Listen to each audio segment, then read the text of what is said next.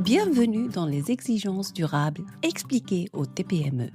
Ce podcast s'adresse aux dirigeants de très petites et moyennes entreprises qui voient arriver parfois du jour au lendemain des demandes liées à la RSE, au ESG ou à la durabilité de leurs clients, de leurs donneurs d'ordre ou de leurs partenaires. Des demandes souvent floues, rarement expliquées et avec une pression très réelle derrière. Répondre ou risquer de perdre un contrat. Ici, on remet de la clarté dans ces exigences dites durables, ce que vos clients attendent réellement, pourquoi ils vous le demandent et ce que cela implique concrètement pour une TPME. À chaque épisode, je vous aide à comprendre ce qui se passe autour de vous, à savoir quoi répondre de manière simple et crédible et à structurer l'essentiel sans alourdir votre entreprise pour rester fiable aux yeux de vos clients et protéger votre business.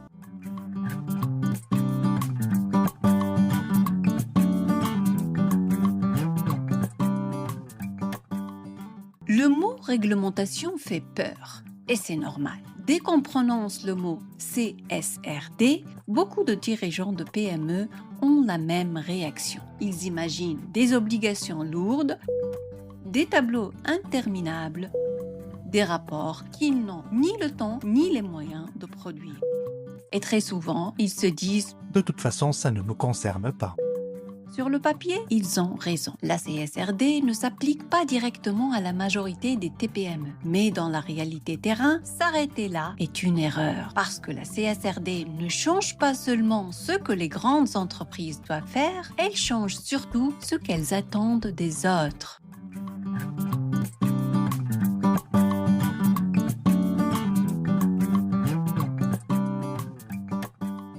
La CSRD est une règle européenne qui oblige les grandes entreprises à expliquer noir sur blanc comment elles gèrent leurs impacts environnementaux, comment elles traitent les sujets sociaux, comment elles sont gouvernées et surtout où se trouvent leurs risques.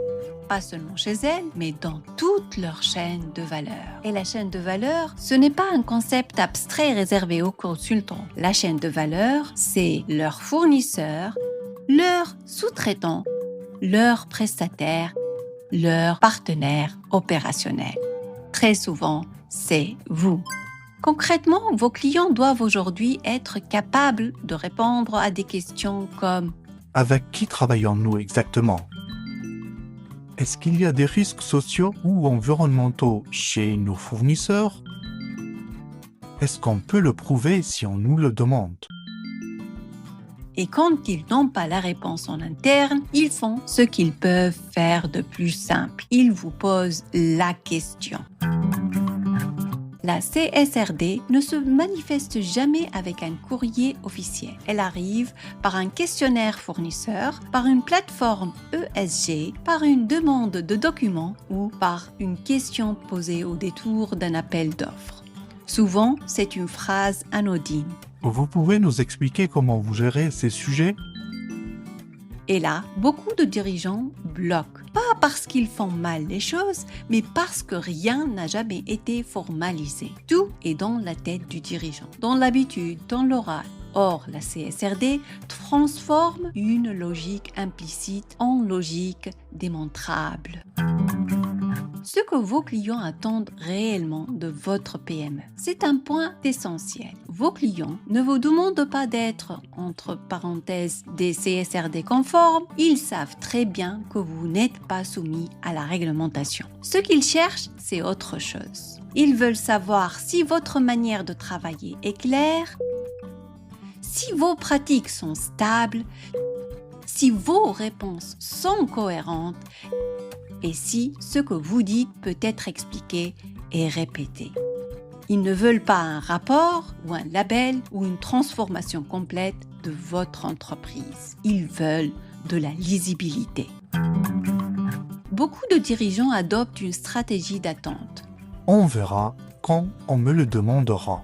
Le problème, c'est que quand la demande arrive, elle arrive rarement dans de bonnes conditions. Elle arrive en urgence, avec un peu de délai, souvent au moment d'un renouvellement de contrat ou dans un appel d'offres stratégique. Et là, tout devient stressant.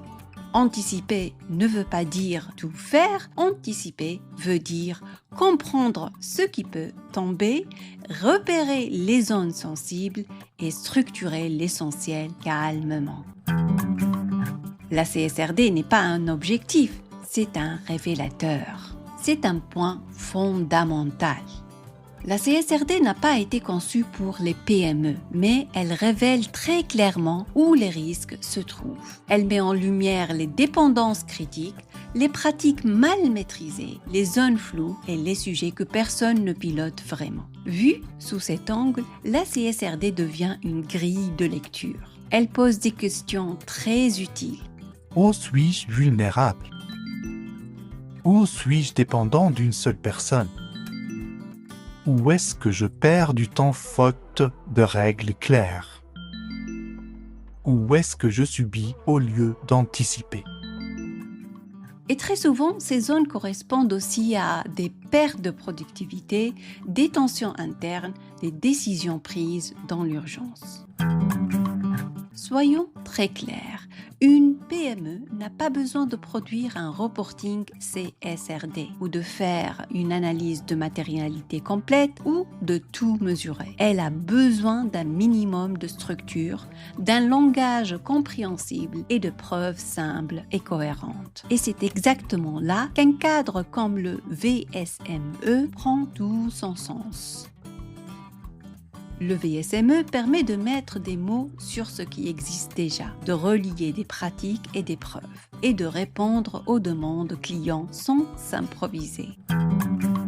Le vrai bénéfice, c'est reprendre le contrôle. Quand une PME anticipe ces sujets, même modestement, il se passe toujours la même chose. Les réponses deviennent plus simples, les échanges avec les clients sont plus fluides, le stress baisse et les décisions deviennent plus claires. Et surtout, la durabilité cesse d'être perçue comme une contrainte externe. Elle devient un outil de lisibilité et un outil de maîtrise de risque et souvent un outil d'amélioration interne. La CSRD n'est pas une fin, ce n'est pas un objectif à atteindre, c'est un signal. Et ceux qui savent le lire prennent une longueur d'avance.